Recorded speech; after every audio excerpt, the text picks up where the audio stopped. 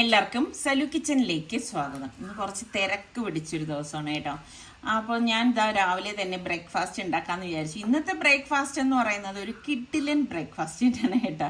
അപ്പോൾ ഞാൻ ചിക്കൻ എടുത്തിട്ടുണ്ട്. ബോൺലെസ് ചിക്കനാണ് എടുത്തത്. ബോൺലെസ് ചിക്കൻ എന്ന് പറഞ്ഞാൽ നമ്മളത് വാങ്ങിക്കഴിഞ്ഞാൽ അതിൽ അവിടെ ഇങ്ങനെ എല്ലിൻ്റെ ഒരു പീസൊക്കെ ഉണ്ടാവുമല്ലോ.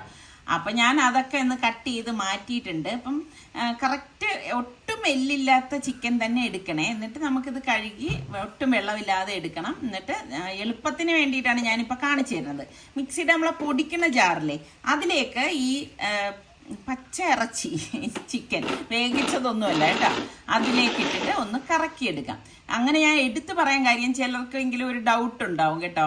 അപ്പം ഇതൊരു ബൗളിലേക്ക് മാറ്റി കൊടുക്കാം. ഈ ഒരു രീതിയിലാണ് നമ്മളിത് അരച്ചെടുക്കുന്നത് കേട്ടോ. ഒരുപാട് അങ്ങ് അരഞ്ഞു പോരുത്, വെള്ളം ഒട്ടും ചേർക്കരുത്. ഈ ഒരു പരുവം നമുക്ക് എടുത്തു കഴിഞ്ഞാൽ നമുക്കറിയാം ഈ ഒരു രീതിയിൽ ഇരിക്കും. അപ്പം അത് ഞാൻ മാറ്റി വെച്ചു. എന്നിട്ട് ഞാനിപ്പം ചോപ്പർ എടുത്തിട്ടുണ്ട്. അപ്പം ഇതിലേക്ക് ഞാനിവിടെ 2 സവാള എടുത്തിട്ടുണ്ട് കേട്ടോ.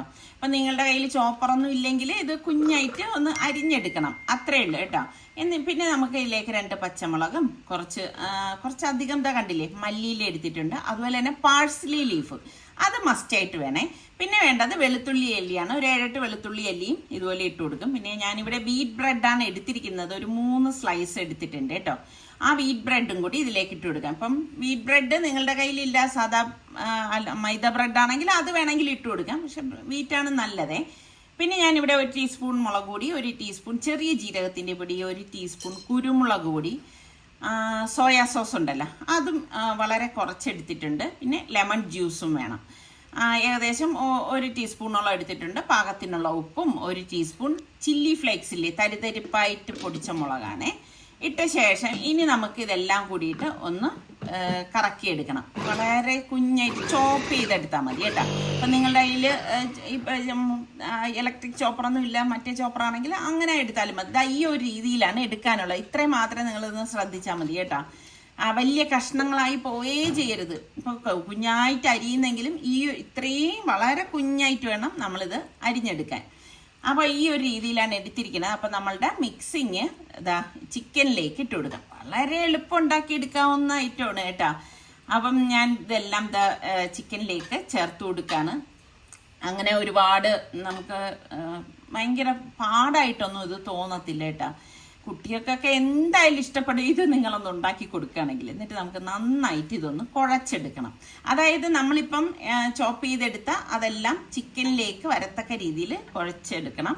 പിന്നെ വേണ്ടത് നമ്മൾക്ക് ഇങ്ങനെ കയ്യിൽ വെച്ച് ഒന്ന് പരത്തിയാൽ ഈ ഒരു രീതിക്ക് കിട്ടണം. അപ്പോൾ അതുകൊണ്ടാണ് ഞാൻ പറഞ്ഞത് ഒരു തുള്ളി വെള്ളം പോലും നിങ്ങൾ ഇതിലേക്ക് ചേർക്കരുത് കേട്ടോ. ഇതാണ് അതിൻ്റെ പരുവം. അപ്പം ഇനി നമുക്കൊരു സോസ് തയ്യാറാക്കാൻ വേണ്ടിയിട്ട് ഞാൻ വെജ് മയണൈസാണ് എടുത്തിരിക്കുന്നത്. നമ്മൾ പുറത്തുനിന്ന് വാങ്ങിച്ച മയണൈസ് തന്നെയാണ്. അപ്പം ഏത് മയണൈസ് ആയാലും മതിയാവും. നമുക്ക് എത്രയാണോ വേണ്ടത് അതിന് പാകത്തിന് എടുക്കുക. പിന്നെ കുറച്ച് ടൊമാറ്റോ കെച്ചപ്പ് വേണം. അതുപോലെ തന്നെ ടൊമാറ്റോ സോസ് ഉണ്ടല്ലോ, ടൊമാറ്റോ ചില്ലി സോസ് കുറച്ച് വേണം. ഇതൊക്കെ ഇതിനൊന്നും ഒരു അളവില്ല, നമുക്ക് ആവശ്യത്തിനുള്ള എടുത്താൽ മതി. പിന്നെ മസ്റ്റർഡ് സോസും കുറച്ചെടുക്കാം. ഇപ്പം 2 ടേബിൾ സ്പൂൺ മയണൈസ് ആണെങ്കിൽ മറ്റേതൊക്കെ ഓരോ ടീസ്പൂൺ വീതം എടുത്താൽ മതി. പിന്നെ കുറച്ച് കുരുമുളക് പൊടിയും ചില്ലി ഫ്ലേക്സും കൂടി ഇട്ടിട്ട് നന്നായിട്ടൊന്ന് മിക്സ് ചെയ്തെടുക്കാം. അപ്പം ഇതാണ് അതിൻ്റെ സോസ് എന്ന് പറയുന്നത്. എന്ത് പെട്ടെന്ന് ഉണ്ടാക്കിയല്ലേ, ഭയങ്കര ടേസ്റ്റി ആയിട്ടുള്ള ഒരു സോസാണ് കേട്ടോ. അപ്പം ഇത്രയും തന്നെ ഇതിലേക്ക് ചേർത്താലേ ടേസ്റ്റ് ഉണ്ടാകത്തുള്ളൂ. പിന്നെ ഞാൻ പാൻ എടുത്തിട്ടുണ്ട്. ഇതിലേക്ക് കുറച്ച് ഓയിൽ ഇതുപോലെ ഒന്ന് ഒഴിച്ചു കൊടുക്കാം. ഷാലോ ഫ്രൈ ചെയ്താണ് എടുക്കണത്, ഒരുപാട് അങ്ങ് ഡീപ്പ് ഫ്രൈ ചെയ്തല്ല എടുക്കണത്. അത് പ്രത്യേകം ശ്രദ്ധിച്ചേക്കണേ. അപ്പോൾ ഗ്യാസ് ഓൺ ചെയ്തിട്ടുണ്ട്. അപ്പം ഈ പാൻ ഒന്ന് ചൂടാക്കി കിട്ടണം. ആദ്യമേ ഭയങ്കരമായിട്ട് അങ്ങ് ചൂടാകരുത്. അങ്ങനെ ചൂടായി കഴിഞ്ഞാൽ പെട്ടെന്ന് ഇത് കരിഞ്ഞു പോകും. അതുകൊണ്ട് ഫ്ലെയിം ചൂടായി കഴിഞ്ഞാൽ ഫ്ലെയിം നന്നായിട്ട് കുറച്ചിട്ട് വേണം നമ്മളിത് റെഡിയാക്കാൻ. പിന്നെ ഒന്നുമില്ല, നമ്മൾ ഈ അരച്ച് വെച്ചിരിക്കുന്ന ചിക്കൻ്റെ ആ ഒരു ഇതുണ്ടല്ലോ കയ്യിൽ വെച്ചിട്ട് ഒന്ന് പരത്തി കൊടുക്കണം. ഈ ഒരു രീതിയിൽ ഒന്ന് നമുക്ക് എത്ര വലിപ്പം നമ്മളുടെ ആ ഒരു ബണ്ണിനകത്ത് വയ്ക്കത്തക്ക രീതിയിൽ ഒന്ന് എടുത്താൽ മതി കേട്ടോ. ഇതുപോലെ ആ പാനിലേക്ക് അങ്ങ് വെച്ച് കൊടുക്കാം. കണ്ടോ, ഞാനിപ്പം ഇതുപോലെ എടുത്തിട്ടുണ്ട്. ഇത്രയേ ഉള്ളൂ സംഭവം. ഭയങ്കര എളുപ്പമാണെന്നേ. നമ്മളിത് പുറത്തു നിന്നൊക്കെ വലിയ വില കൊടുത്തൊക്കെ വാങ്ങിച്ച് കഴിക്കും. ശരിക്കും പറഞ്ഞാൽ മക്കളൊക്കെ സ്കൂൾ വിട്ട് വരുന്ന സമയത്തൊക്കെ അവർക്ക് ഉണ്ടാക്കി കൊടുത്തു കഴിഞ്ഞാൽ അവർക്കൊക്കെ ഭയങ്കര സന്തോഷമാവും കേട്ടോ. അപ്പം ഒരു സൈഡ് റെഡി ആകുമ്പോഴേക്കും നമുക്ക് പതുക്കെ ഒന്ന് മറിച്ചിട്ട് കൊടുക്കാം. അപ്പം പലരും ചോദിക്കും ഇങ്ങനെയൊക്കെ ചെയ്തു കഴിഞ്ഞാൽ ഇത് വെന്ത് കിട്ടുമോ, ഇങ്ങനെയൊക്കെ എൻ്റെ അടുത്ത് പലരും ഞാൻ ഇതുപോലെ കാണിക്കുമ്പോൾ ചോദിക്കുന്നതാണ്. ഫ്ലെയിം കുറച്ച് വെച്ചാണ് റെഡിയാക്കണത്, നമ്മളിത് അരച്ചെടുത്തതാണ്, അതുകൊണ്ട് തന്നെ തീർച്ചയായിട്ടും ഇത് വെന്ത് കിട്ടും. അപ്പോൾ അതാ കണ്ട തിരിച്ചും മറിച്ചിട്ടെടുക്കണം. ഇതൊരു ഗ്രിൽ പാൻ ആകുമ്പോഴേക്ക് ഇത് കാണാനൊരു ഭംഗിയാണ് കേട്ടോ. ആ ഗ്രിൽ പാൻ്റെ ആ ഒരു ഡിസൈൻ ഇതിലേക്ക് വരും.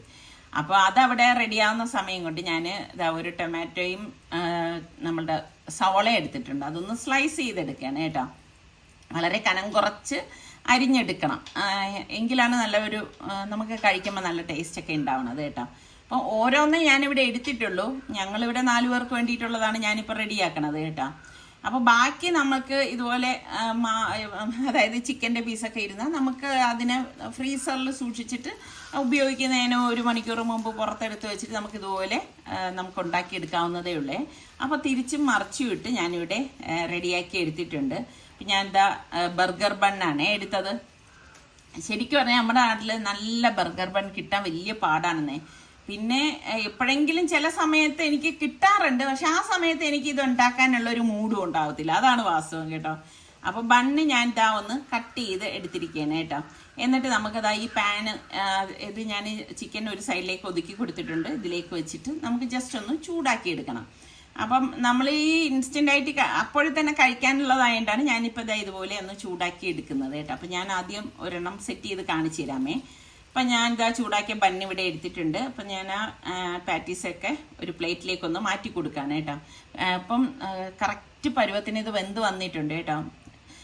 അപ്പോൾ അത് ഞാൻ മാറ്റിയെടുത്ത് വെച്ചു. അപ്പോൾ ബാക്കിയുള്ള ബണ്ണെല്ലാം ഞാൻ ഈ സമയത്ത് ഇതിലേക്ക് വെച്ചൊന്ന് ചൂടാക്കി എടുക്കണേ. അപ്പോൾ ഫ്ലെയിം നന്നായിട്ട് കുറച്ച് വെച്ചിട്ടേ നമ്മളത് ചെയ്യാവൂ, അല്ലെങ്കിൽ എന്താണെന്ന് വെച്ചാൽ ഭയങ്കര ഹാർഡായി പോകും ബണ്ണ്. പിന്നെ നമ്മൾ തയ്യാറാക്കി വെച്ചിരിക്കുന്ന ആ സോസില്ലേ, അത് ഇതുപോലെ ഒന്ന് 2 ബണ്ണിലും ഒന്ന് തേച്ച് കൊടുക്കാം. അതായത് മുകളിലും താഴെയും വെക്കുന്ന ഇതിലേക്കാണ് തേച്ച് കൊടുക്കുന്നത്. പിന്നെ ബർഗറൊക്കെ നമുക്ക് ഇഷ്ടമുള്ള രീതിയിൽ ഉണ്ടാക്കിയെടുക്കാം.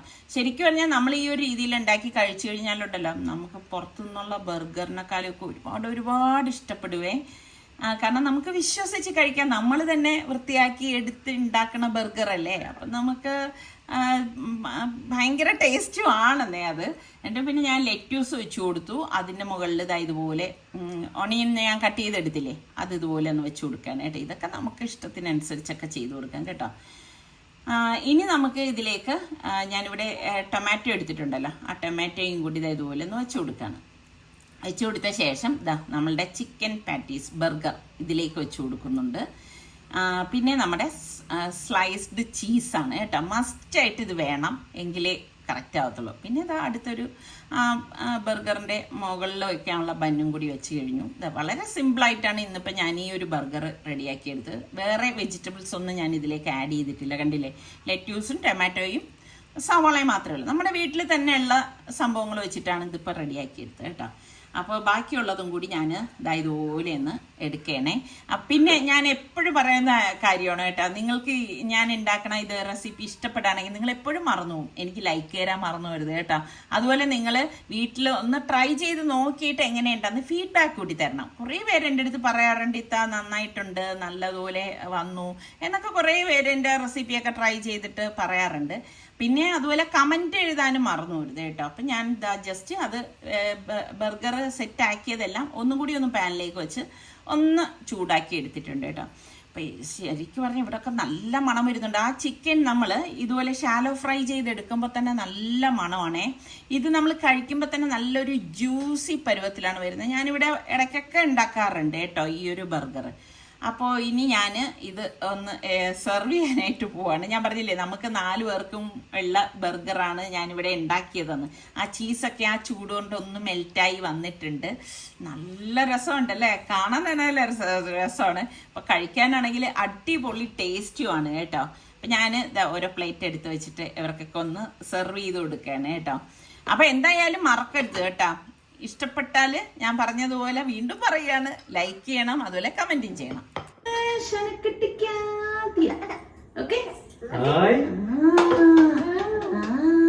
ഹാപ്പി ബർത്ത്ഡേ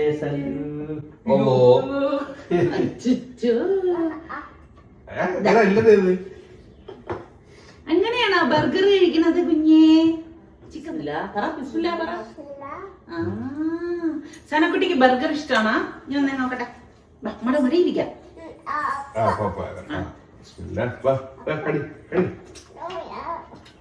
അയ്യോ കഴിയില്ല മോളെ.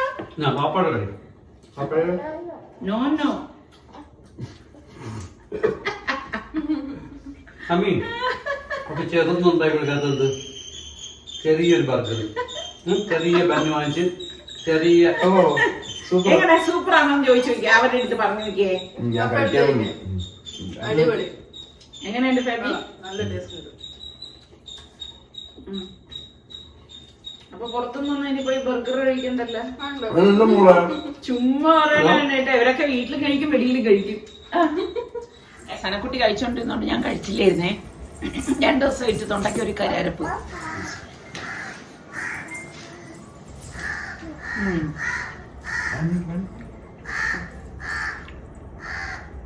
ജ്യൂസിയാണ്, അടിപൊളി ടേസ്റ്റ് ആണ് കേട്ടോ. ഉണ്ടാക്കിയെടുക്കാൻ എളുപ്പമല്ലേ? എന്തായാലും നിങ്ങൾ ഉണ്ടാക്കി നോക്കിയ ശേഷം എനിക്കൊന്ന് ഫീഡ്ബാക്ക് കൂടി തരണം കേട്ടോ.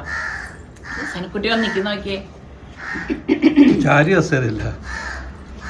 സനക്കുട്ടി ഇങ്ങനെ നടന്നു കഴിക്കാൻ ഭയങ്കര ടേസ്റ്റ് ആണ് കേട്ടാ. ഒരു പ്രാവശ്യമെങ്കിലും നിങ്ങൾ ഉണ്ടാക്കി നോക്കണം കേട്ടോ. നമ്മള് ഇന്ന് പുതിയ വീട് വെക്കുന്നവർക്കൊക്കെ ഉപകാരപ്പെടുന്ന ഒരു കാര്യമായിട്ടാണ് ഞങ്ങൾ വന്നിരിക്കുന്നത്. കാര്യം എന്ന് വെച്ച് കഴിഞ്ഞാൽ പലരും വീട് വെക്കുന്ന ആ എക്സൈറ്റ്മെന്റിൽ, കാര്യം വെച്ച് കഴിഞ്ഞാൽ ഫൗണ്ടേഷനെ കെട്ടി നമ്മൾ പെട്ടെന്ന് തീർക്കണം എന്നുള്ള ഒരു ആഗ്രഹത്തിൽ ചെയ്തു പോകും. അതിൽ വിട്ടുപോണ ഒരു കാര്യം മണ്ണിന്റെ ഒരു ട്രീറ്റ്മെന്റ് ആണ്. നമ്മൾ ഈ ഫൗണ്ടേഷൻ കഴിഞ്ഞിട്ട് നമ്മൾ അതിൻ്റെ അകത്ത് ഈ ചെതൽ വരാതിരിക്കാൻ വേണ്ടിയുള്ള ഒരു ട്രീറ്റ്മെന്റ് ഉണ്ട്. അത് പലരും മറന്നുപോകും. ആ ചെയ്യാത്ത വീടുകളിലൊക്കെ എന്തെന്നറിയാം സമയം ഒരു 3-4 വർഷം കഴിയുമ്പോൾ ആ കട്ടളയുടെ അടിവശമൊക്കെ ഇങ്ങനെ ഇതെടുത്ത് ഒരു ചെതലെടുത്തിട്ട് ഒരു പൊള്ള പോലെ വരും.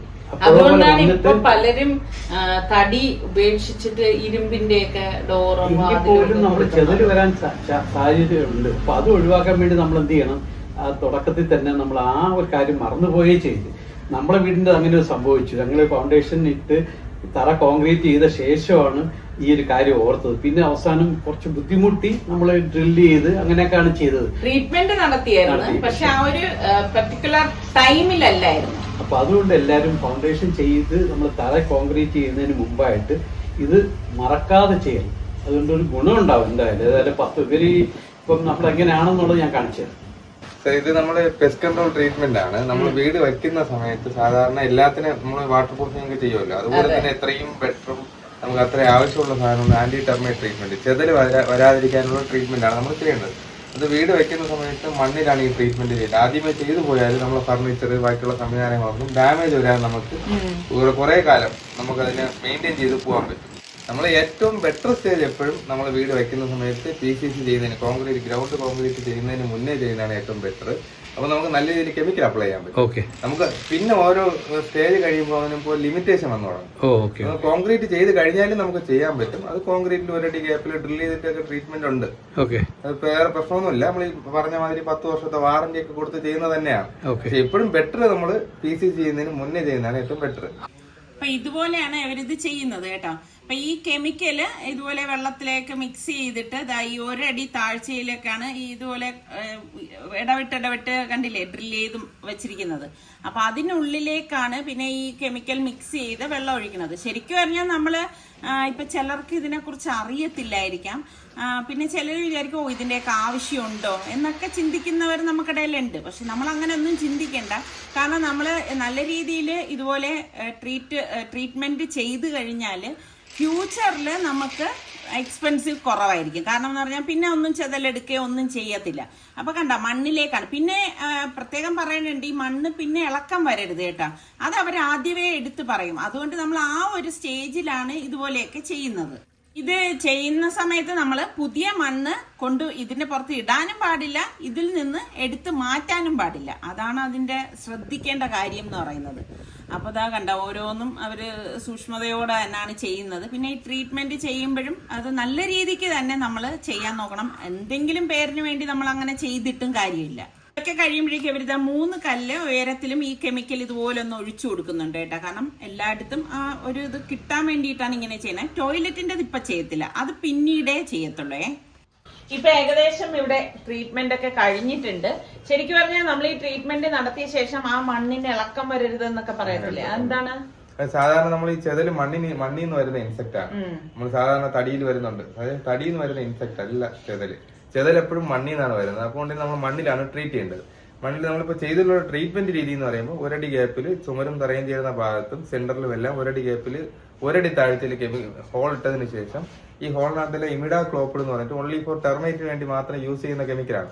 ഇത് അപ്ലൈ ചെയ്തിപ്പോൾ കഴിഞ്ഞിട്ടുണ്ട്. കംപ്ലീഷൻ ഓഫ് ദി വർക്കാണ് ഇപ്പൊ നിലവിൽ. ഇപ്പോൾ ലാസ്റ്റ് ഫൈനലി നമ്മളിപ്പോൾ ചെയ്യുന്നത് ഒരു 3 കല്ല് പൊക്കത്തില്, ഇപ്പം പ്ലാസ്റ്ററിങ് ചെയ്തിട്ടില്ലല്ലോ, അപ്പൊ 3 കല്ല് പൊക്കത്തില് നമ്മൾ കെമിക്കൽ ഒന്ന് ഒഴിക്കുന്ന ഒരു സംവിധാനമുണ്ട്. എല്ലാവരും ചെയ്യുന്നതല്ല, അപ്പൊ നമ്മൾ കുറച്ചുകൂടെ നമുക്ക് ഞാൻ 10 വർഷത്തെ ഒരു എക്സ്പീരിയൻസ് ഉണ്ട്, അതിന്റെ ഒരു ഇതായിട്ടാണ് പറയുന്നത്. ഒരു 3 കല്ല് പൊക്കത്തിലുള്ള കെമിക്കൽ ഒഴിച്ച് പോകുന്നത് കുറച്ചുകൂടെ ബെറ്റർ ആയിരിക്കും എന്നുള്ളത് കൊണ്ടാണ് അതും കൂടെ ചെയ്തു പോകുന്നത്. എന്തായാലും ഈ വീട് വെക്കുന്നവര് ഉറപ്പായിട്ടും നിങ്ങൾ ഇത് ചെയ്തിരിക്കണം എന്നുള്ളത് തന്നെയാണ് എൻ്റെ ഒരു അഭിപ്രായം. അപ്പം കൂടുതൽ കാര്യങ്ങളെല്ലാം നിങ്ങൾക്ക് മനസ്സിലായി കാണുമെന്ന് വിശ്വസിക്കുന്നു. എന്തായാലും ഇവരുടെ നമ്പർ ഞാൻ ഈ PCSന്റെ നമ്പർ കൊടുത്തേക്കാം. അപ്പൊ നിങ്ങൾക്ക് ആർക്കെങ്കിലും ആവശ്യമാണെങ്കിൽ അവരെ കോൺടാക്ട് ചെയ്താൽ മതി. അങ്ങനെ നമ്മൾ റെഡിയായി ഇതാ കല്യാണത്തിന് പോകാനായിട്ട് ഇറങ്ങിയേട്ടോ. എനിക്ക് നിസ്സാറിക്കാക്ക് പിന്നെ റെഡിയാകാൻ വലിയ താമസമുള്ള ആൾക്കാരൊന്നുമില്ല, ഞങ്ങൾ പെട്ടെന്ന് റെഡിയാവും. അപ്പൊ ഞാനും നിസ്സാറിക്കായും പോകാനാണ് ഇരുന്നത്. അപ്പോഴേക്ക് സനക്കുട്ടി വന്ന് ഞങ്ങൾ ഒരുങ്ങുന്നതൊക്കെ കണ്ടിട്ട് വന്ന് നിൽക്കുന്ന കണ്ടപ്പോൾ നിസ്സാറിക്ക പറഞ്ഞു എങ്കിൽ പിന്നെ അവളെയും കൂടി ഒരുക്കി ഇറക്കാൻ പറഞ്ഞു. അങ്ങനെയാണ് ഇപ്പം നമുക്കൊപ്പം വരുന്നത് കേട്ടോ. വെളിയിലിറങ്ങിയപ്പോഴാണെങ്കിൽ അത്യാവശ്യം നല്ല ചൂട് കൊണ്ട് കേട്ടോ. അപ്പം നിസ്സാറിക്ക പറയായിരുന്നു സനക്കുട്ടി എടുക്കണ്ടായിരുന്നു ഈ ചൂടത്ത് നമ്മളിങ്ങനെ കൊണ്ടുപോകുന്നതെന്ന്. കാരണം ഇവിടേക്ക് എത്തിയപ്പം ഭയങ്കര ചൂടായിപ്പോയി കേട്ടോ. കാറ് പാർക്ക് ചെയ്യാൻ കുറച്ച് ദൂരത്താണ് നമുക്ക് കിട്ടിയത് പാർക്കിങ്.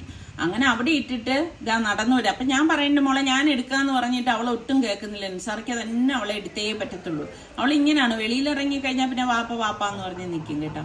അങ്ങനെ ഇപ്പം എന്താ നമ്മൾ കറക്റ്റ് ടൈമിനാണ് ഹാളിൽ എത്തിയത്. അപ്പം അത്യാവശ്യം ആൾക്കാരൊക്കെ അവിടെ ഉണ്ടായിരുന്നു. ഇതൊക്കെ കണ്ടിട്ട് സനക്കുട്ടി ഇങ്ങനെ അന്തം വിട്ട് നിൽക്കുകയാണ് കേട്ടോ. അവളിങ്ങനെയൊന്നും കണ്ടിട്ടില്ലല്ലോ, ഓർമ്മയിൽ അവൾക്ക് ഇതൊന്നും അറിയത്തുമില്ല. അപ്പം ഞാൻ വിചാരിക്കുന്നുണ്ട് റബ്ബേ ഇനിയിപ്പം ഇവള് കിടന്ന് ബഹളം ഉണ്ടാക്കോ പോവാന്നും പറഞ്ഞിട്ട്. അപ്പം നോക്കുമ്പോഴേക്കും അവൾ ഇതൊക്കെ ഇങ്ങനെ നോക്കിക്കൊണ്ടിരിക്കുന്നു. പിന്നെ കൊച്ചു കുട്ടികളെയൊക്കെ അവൾക്ക് ഭയങ്കര ഇഷ്ടമാണ്. കല്യാണത്തിനൊക്കെ പങ്കെടുക്കുന്ന കുറേ കുട്ടികളൊക്കെ അവിടെ നിൽക്കുന്ന കാണുന്നതുകൊണ്ട് അവൾ അതൊക്കെ ഒന്ന് നോക്കാണ് കേട്ടോ. അവിടെ ചടങ്ങുകൾ നടക്കുന്നുണ്ടായിരുന്നു. ഏതൊരു മാതാപിതാക്കൾക്ക് മക്കളുടെ കല്യാണം എന്നൊക്കെ പറയുമ്പോഴേക്ക് അല്ലേ, ശരിക്കും പറഞ്ഞാൽ അതൊരു വല്ലാത്തൊരു ശരിക്കും മുഹൂർത്തം തന്നെയാണ്. അങ്ങനെ ഇപ്പം അവിടെ താലികെട്ടും കാര്യങ്ങളും ഒക്കെ നടക്കുകയാണ് കേട്ടോ. അപ്പം ഇതിനിടയിൽ എൻ്റെ കണ്ണു പോണത് സനക്കുട്ടിയുടെ അടുത്തേക്കാണ് കേട്ടോ. കാരണം അവൾക്ക് അവളുടെ കയ്യിൽ ആരും പിടിക്കാനും പാടില്ല, എന്നാൽ അങ്ങോട്ടും ഇങ്ങോട്ടും പിള്ളേരെയൊക്കെ കാണുമ്പോൾ നടക്കണം എന്നൊക്കെ ഉള്ള ഒരു ഇതാണ്. നമ്മൾ ഈ മുഹൂർത്തമൊക്കെ നടക്കുന്ന ഈ ഇതുപോലെ നടക്കുന്ന സമയത്ത് ഇങ്ങനെ ഓടി നടക്കണത് ശരിയല്ലല്ലോ, എല്ലാവർക്കും എല്ലാം കാണണ്ടേ. പിന്നെ എപ്പോഴും എനിക്ക് തോന്നിയിട്ടുള്ള ഒരു കാര്യമാണ് കല്യാണങ്ങൾക്ക് ശരിക്കും പറഞ്ഞാൽ ഈ ഓഡിയൻസ് നമ്മൾ കാണാനിരിക്കുന്നവർക്കൊന്നും കാണാൻ പറ്റത്തില്ല, ക്യാമറാമാൻമാർ ഇങ്ങനെ നിരന്ന് നിൽക്കുമല്ലോ. അപ്പൊ അതിന്റെ ഇടയിൽ പാവം ഈ കാണാനിരിക്കുന്നവരൊക്കെ അങ്ങോട്ട് തലയൊക്കെ എത്തിയും വലിഞ്ഞും ഒക്കെ നോക്കുന്നത് കാണുമ്പോൾ കഷ്ടം തോന്നും കേട്ടോ. പിന്നെ ഈ അവരുടെ വശത്ത് നിന്ന് നോക്കുമ്പം അവർക്ക് ഫ്രണ്ട് ആംഗിളിൽ നിന്നല്ലേ വീഡിയോ എടുക്കാനും ഫോട്ടോ എടുക്കാനും ഒക്കെ പറ്റത്തുള്ളൂ. അതും ഒരു വശം തന്നെയാണ്. അപ്പൊ ഞാനും സനക്കുട്ടി ഇതാ ഇവിടെ ഇരിക്കുകയായിരുന്നു കേട്ടോ. അപ്പൊ സനക്കുട്ടി ഇതാ മര്യാദ കുട്ടിയായിട്ട് ഇരിക്കുന്നത് നോക്കിക്കേ. അങ്ങനെ പിന്നെ ഇതാ മെയിൻ പരിപാടിയൊക്കെ കഴിഞ്ഞപ്പോഴേക്ക് നമ്മുടെ ബൈജും വൈഫുമാണ് കേട്ടോ. അപ്പം നമ്മളെ ഫോട്ടോയ്ക്ക് വേണ്ടിയിട്ട് ക്ഷണിച്ചു. അങ്ങനെ ഇപ്പം ഇനിയിപ്പോൾ അവരുടെ അടുത്ത് നിന്ന് കുറച്ച് ഫോട്ടോസൊക്കെ എടുക്കണം. പിന്നെ അത് കഴിഞ്ഞിട്ട് വേറെ പരിപാടികളൊന്നുമില്ല. അടുത്ത പരിപാടി എന്താണ്, ഊണ് കഴിക്കുക എന്നുള്ളത്, സദ്യ കഴിക്കണം, പിന്നെ മടങ്ങണം, അത്രേ ഉണ്ടായിരുന്നുള്ളൂ. അപ്പം നമ്മൾ ഫോട്ടോ എടുക്കാൻ വേണ്ടിയിട്ട് കയറി നിന്നതാണ് കേട്ടോ. അപ്പൊ സനക്കുട്ടി ഇങ്ങനെ അവിടെ ചെന്നപ്പോഴും അവൾക്ക് വാപ്പാടെ അടുത്ത് നിൽക്കണം. അപ്പൊ കുറെ പേര് ഫോട്ടോസൊക്കെ എടുക്കാനായിട്ടുണ്ടല്ലോ. അപ്പൊ ഞാൻ പിന്നെ സനക്കുട്ടിയെ ഞാൻ തന്നെ അങ്ങ് എടുത്തു. അങ്ങനെ എന്തായാലും നല്ല സന്തോഷമായി. പിന്നെ ഊണൊക്കെ കഴിഞ്ഞ ശേഷമാണ് നമ്മളിതാ പുറത്തേക്ക് ഇറങ്ങിയത്. പുറത്തേക്ക് ഇറങ്ങുമ്പോഴും ഞാൻ നേരത്തെ പറഞ്ഞതുപോലെ തന്നെയാണ് കേട്ടോ, നല്ല ചൂടുണ്ട് കേട്ടോ. നിങ്ങളുടെ നാട്ടിലൊക്കെ ഇപ്പൊ ചൂടുണ്ടോ? ഇവിടെ നമ്മുടെ തിരുവനന്തപുരത്ത് ഭയങ്കര ചൂടാണ്. അത് കാരണം പിന്നെ ഇനിയിപ്പം വേറെ കറങ്ങാനൊന്നും നിന്നില്ല. ഞാനാണെങ്കിൽ കല്യാണം കഴിഞ്ഞിട്ട് 1-2 സ്ഥലത്തേക്ക് പോകണം എന്ന് വിചാരിച്ചതാണ്, പക്ഷേ പറ്റുന്നില്ല കേട്ടോ, അത്രത്തോളം ടയേർഡായിപ്പോയി. അപ്പം ഞാൻ സാർക്ക് അടുത്ത് പറഞ്ഞു എനിക്ക് എന്തെങ്കിലും കുടിക്കാൻ വാങ്ങിച്ച് തന്നേ പറ്റത്തുള്ളൂ എന്ന് പറഞ്ഞിട്ട് ഇതാ ഇവിടെ കരിമ്പിൻ ജ്യൂസ് കുടിക്കാനായിട്ട് വന്നതാണ്. അപ്പം നിസാറിക്ക് ഓർമ്മപ്പെടുത്തുന്നുണ്ടായിരുന്നു, കരിമ്പിൻ ജ്യൂസ് ആണെങ്കിലും ഷുഗറാണ്, സൂക്ഷിക്കണം എന്നൊക്കെ ഇങ്ങനെ പറയുന്നുണ്ടായിരുന്നു കേട്ടോ. പക്ഷെ എന്നാലും നമുക്കിങ്ങനെ ദാഹിച്ചിരിക്കുമ്പം എന്തൊക്കെയോ കുടിക്കണമെന്ന് തോന്നിപ്പോവും കേട്ടോ. അപ്പം കരിമ്പിൻ ജ്യൂസ് നല്ലൊരു ഓപ്ഷനാണെന്ന് തോന്നി. അങ്ങനെയാണ് ഇതാ ഇപ്പം കരിമ്പിൻ ജ്യൂസ് കുടിക്കാനായിട്ട് ഇതാ ഇവിടെ നിന്നത് കേട്ടോ. അങ്ങനെ ജ്യൂസ് കൊണ്ടുവന്നു. പാവം സനക്കുട്ടിയും വല്ലാതെ അങ്ങ് ടയേർഡായിട്ടിരിക്കുകയായിരുന്നു കേട്ടോ. നമുക്ക് ഈ ഒരു ക്ഷീണം ഉണ്ടെങ്കിൽ പിന്നെ കുഞ്ഞിൻ്റെ കാര്യം പറയണോ.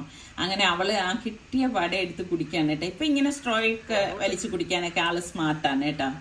പിന്നെ നിസാർക്കൊക്കെ ഇങ്ങനെ ഇവിടെ നിന്ന് കരിമ്പിൻ ജ്യൂസ് കുടിക്കേ, റോഡ് സൈഡിൽ നിന്നും കരിമ്പിൻ ജ്യൂസ് വന്നു കഴിഞ്ഞാൽ നിസാർക്ക കുടിക്കത്തില്ല കേട്ടാ.